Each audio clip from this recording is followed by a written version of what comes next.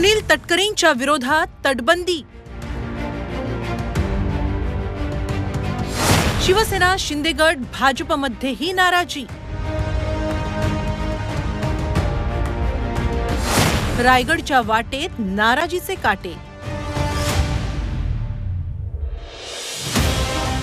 रायगडमध्येही सत्ताधारी महायुतीत धुसफूस सुरू झालीय।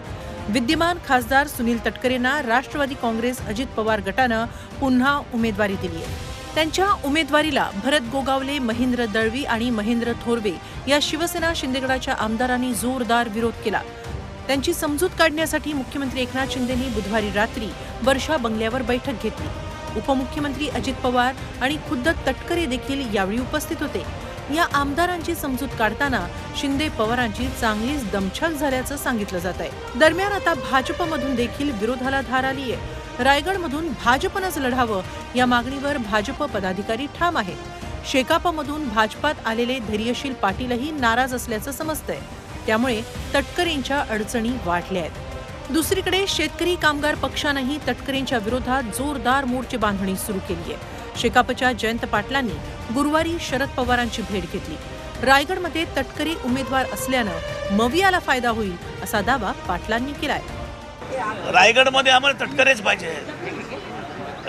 मी काल तुम्ही बघितलं असाल, काल मी सांगितलं तटकरे आहे म्हणून आम्ही आनंदित आहोत। आणि म्हणून आमचे कार्यकर्ते नुसते एक दिवसाची मीटिंग सांगितलं तर तुफान कार्यकर्ते जमतायत। आज रायगडमधला मुस्लिम समाज मोठ्या प्रमाणात एकतर्फी हा तटकरी विरोधी आहे आणि त्याचा मोठा फायदा आज आम्हाला होणार। 2019च्या निवडणुकीत रायगडमधून सुनील तटकरे केवळ 31,000 मतांनी निवडून आले होते।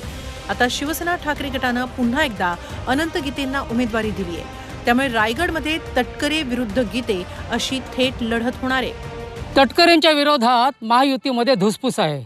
दुसरीकडे मागच्या वेळेच्या पराभवाचं उत्तर काढण्यासाठी गीते मैदानात उतरलेत। मित्रपक्ष आणि विरोधक अशा सगळ्यांनीच मिळून तटकरेंच्या विरोधात भक्कम तटबंदी उभी केली आहे। त्यावर मात करताना तटकरेंचा कस लागणार आहे। प्रफुल्ल पवार, G24 तास, रायगड।